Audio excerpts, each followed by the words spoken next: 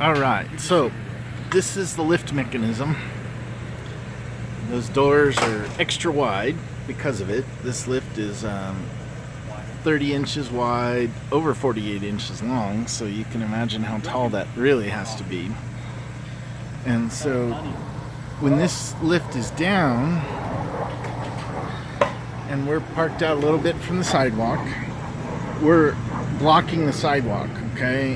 And now when I go up and I'm in there, the lift is at this level across the entire sidewalk. So you can see as we go up, this lift ends up being, about 3 feet off the ground.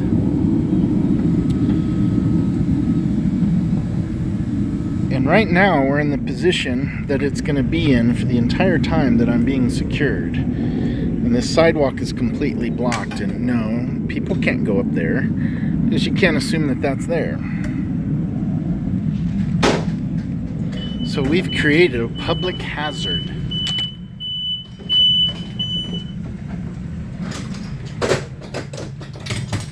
Big wide door so that all things climate come into this place. And you can just see from the timer on the video how long it takes to get all this stuff out. And it's a lot of stuff, and it's in a toolbox, and that's just a natural part of the job. And so at this point, we are now starting the securement process. So you can just see the counter on the video of how long this takes.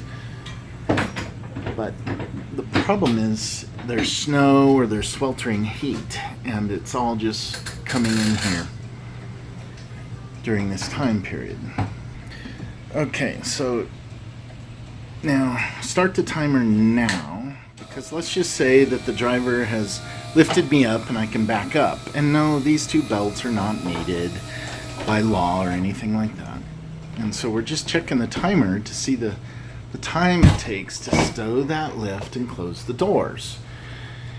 And see, now the driver would be back in the shuttle to secure me. Okay? So that's how much time it takes to do that. Now, RTD is really concerned in that short time, it's about 30 seconds-ish, that we're going to get in an accident. Someone's going to drive down the street and hit us from behind or from the side or whatever.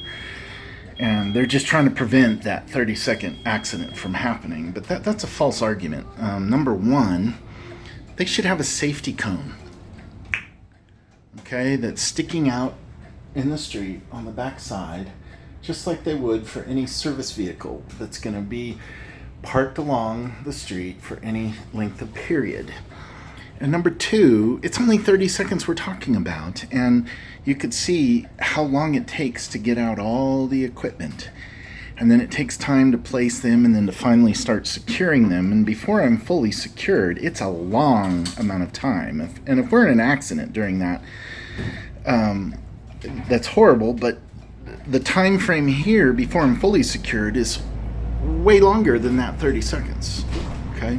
Now, what they're most concerned about is that I'm gonna get in here while my awesome driver is outside stowing that lift during that 30 seconds, and I'm gonna put my chair into overdrive, and I'm gonna run into everybody in the shuttle. See, there's somebody sitting back there on that seat, and I'm just gonna go back there and play bumper cars. Well, guess what? This is called public transportation, and it's not private transportation, okay?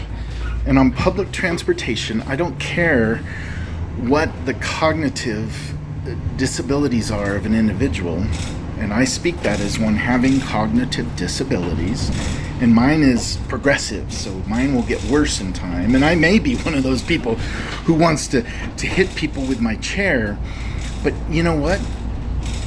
This is public transit. We cannot allow people on board who are going to have that kind of behavior. If I get on a public bus, not an accessoride, but if I get onto a fixed route and I cause a disturbance, well, that's jail time, and it's huge, hundreds of thousands of dollars of fines. Okay, no. I'm not advocating that a cognitively challenged person on Accessoride who causes a disturbance should be fined and jailed, but they should be suspended from service. Okay, we cannot expect the drivers to protect themselves and everybody else from somebody who has a propensity to just ram their chair into people.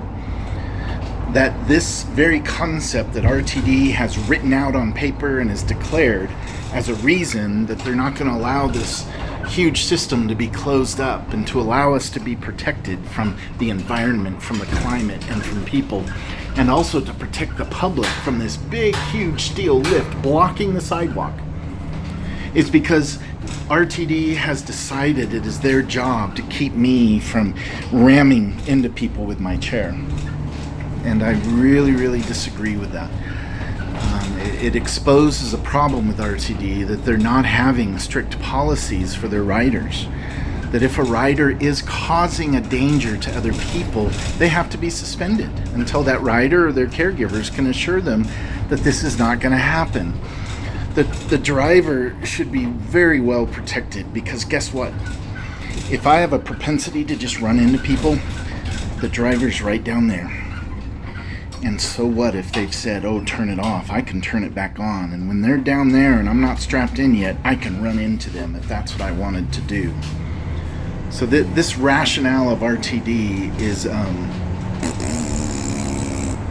and it really exposes the fact that they're not caring about their drivers if they're really worried that I'm going to ram into people. And RTD is not caring about all the people who board this shuttle.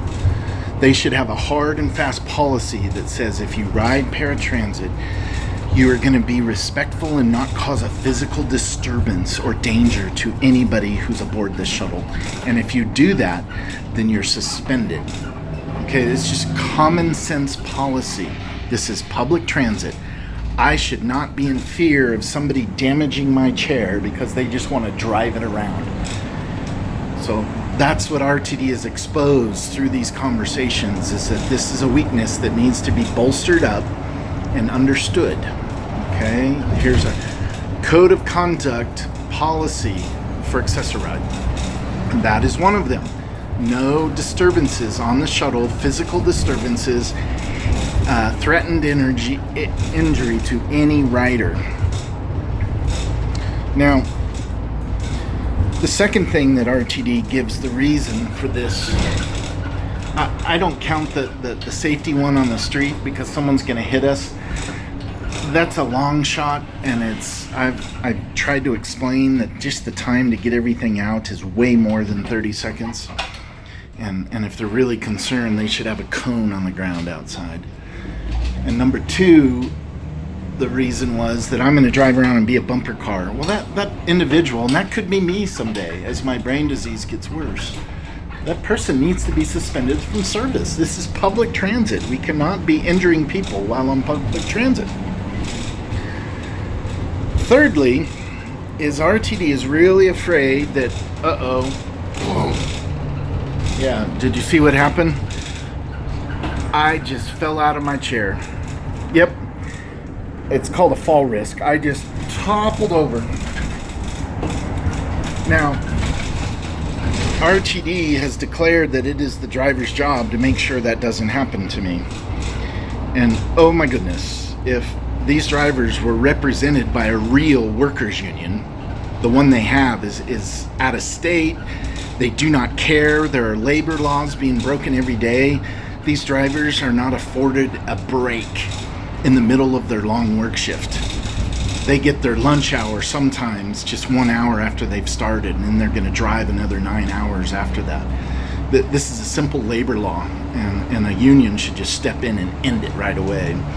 But RTD has made a statement in our meetings that the driver's job is to protect me from falling out of my chair.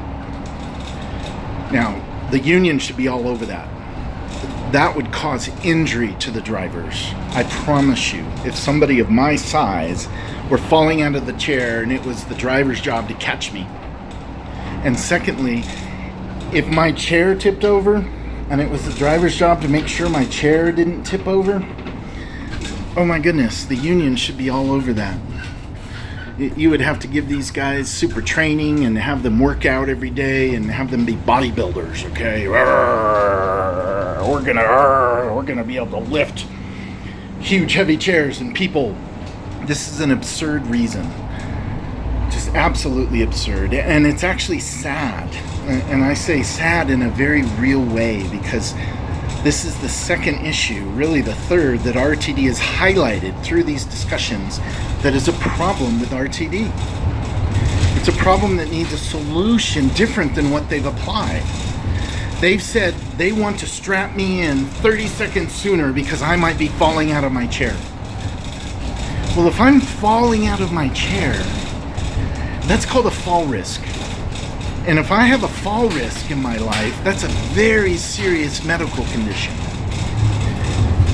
My caregivers and my doctors have to be involved in changing the configuration of my chair so that I am not able to fall out.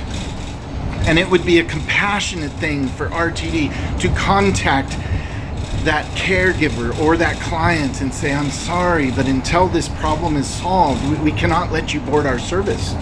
See, that's number 2 on the list of rules. You have to be self-sustaining. You have to be able to stand on your own or with a walker, or you have to be able to stay in your chair on your own. If you have a propensity of falling without the aid of somebody else, RTD cannot fill that position.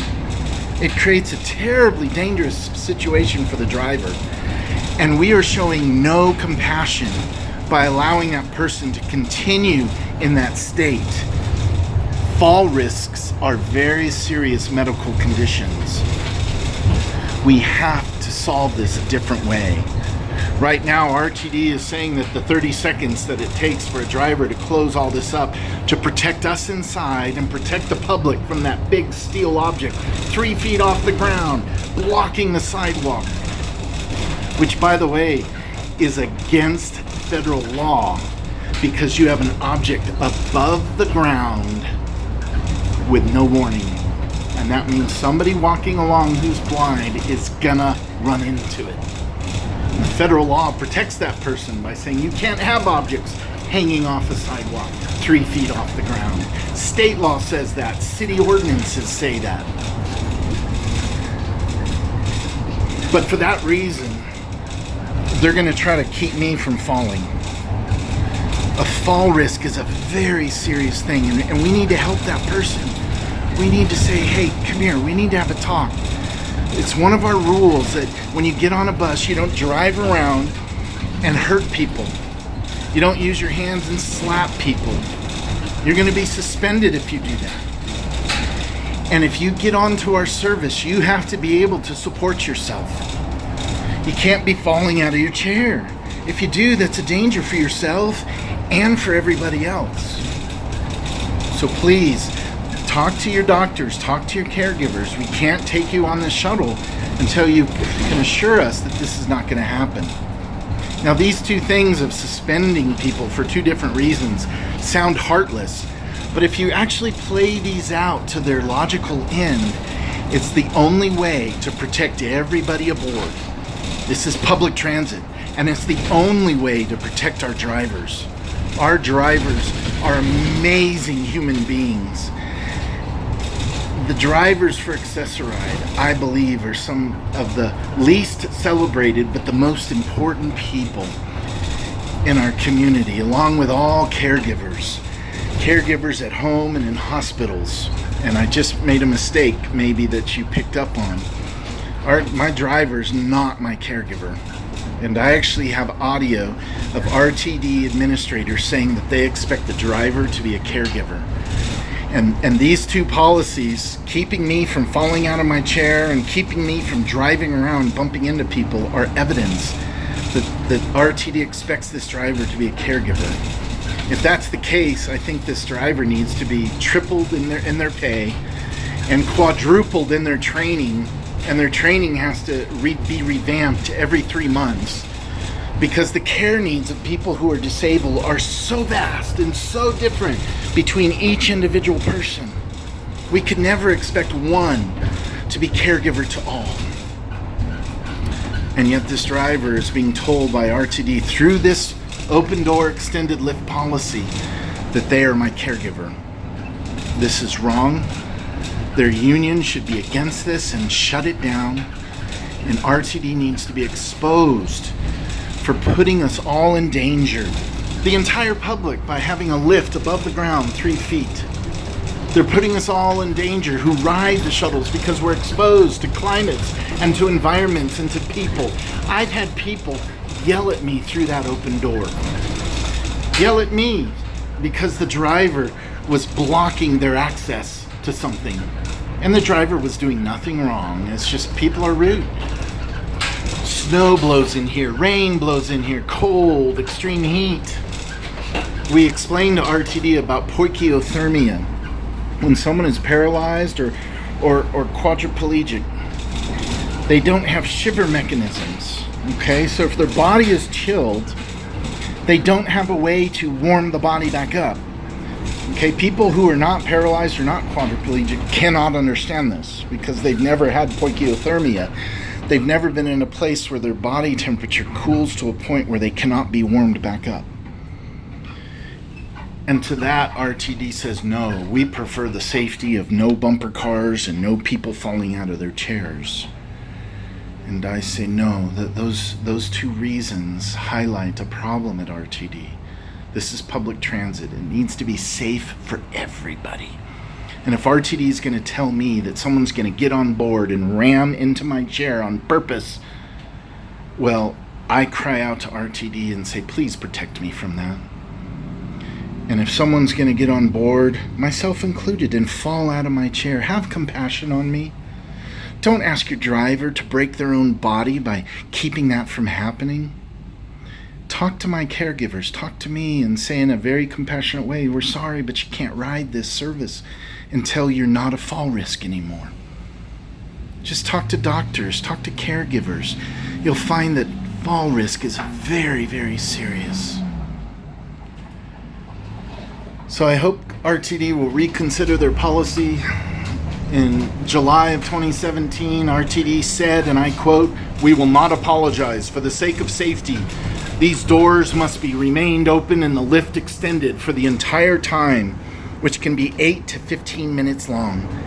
And I beg every single administrator at RTD, including their legal counsel, I want you guys to promise to every person who's in a wheelchair who rides this service on the hottest days of the year and on the coldest, blistery winter days of the year, you're going to promise me that for 45 minutes, because on one trip, that's the most that this door could be opened, you're going to open up your front door and your back door and every door in your house and let the climate come into your house for 45 minutes every day. Hottest day, coldest, blistering day. And then tell me that you're serving us well."